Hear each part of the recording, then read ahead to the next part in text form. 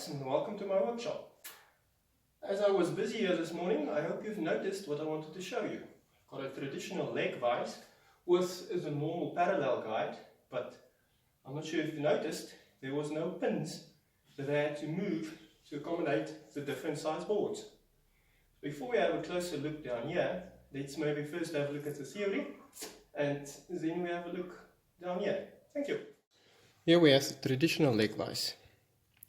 As you put the board in and you're screwing it close, as soon as the chop hits the board and keep on applying pressure here, it wants to move in. So that's why you use these holes, put a pin in there, and as soon as you keep on applying pressure, the pin pushes against the leg, and that way you can apply proper pressure against the board. But let's have a look if you don't have the pin and you keep on applying pressure. Look what happens to the front end of the parallel guide. So maybe instead of putting the parallel guide above your stretcher,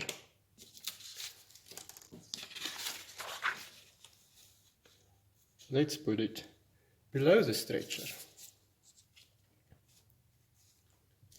So now, as you come in and you close it up, it hits the board, and you keep on applying pressure with the screw, the front end of the parallel guide pushes against the bottom of the stretcher, and it can't go up further, and that's how you apply extra pressure at the top onto your board.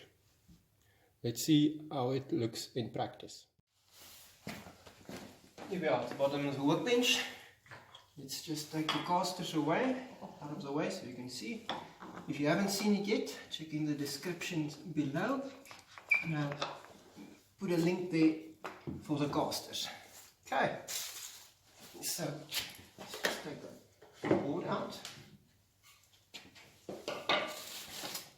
Here you can see the parallel guide going through a hole in the leg, and the other side you can see it touches at the bottom of the stretcher. As it goes out, keeps on sliding there, getting back in,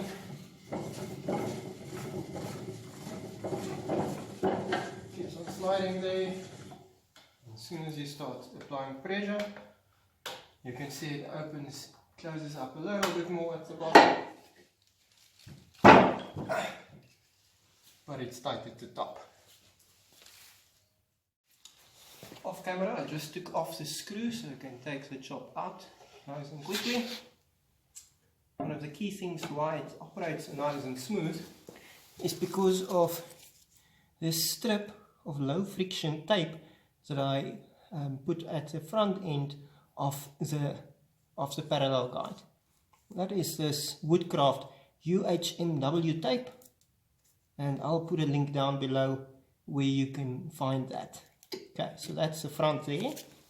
At the bottom of my stretcher, I've also put in a flat bar that I've also put some wax on, so it's really nice and smooth for the parallel guide to slide on. Then also here at the front, in the hole itself, I made the hole oversized a little bit just to make sure that it can fit in nice and easy.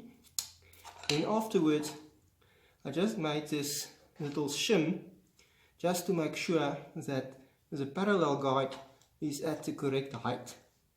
Now, as you can see, this is only fixed in there temporarily. I will, now that I know it's working, come back and glue it nice and tight with some wood glue. Cool, and that's it, guys. I hope you enjoyed this video and you learned something. If you enjoyed it, please like and subscribe, and until next time, God bless.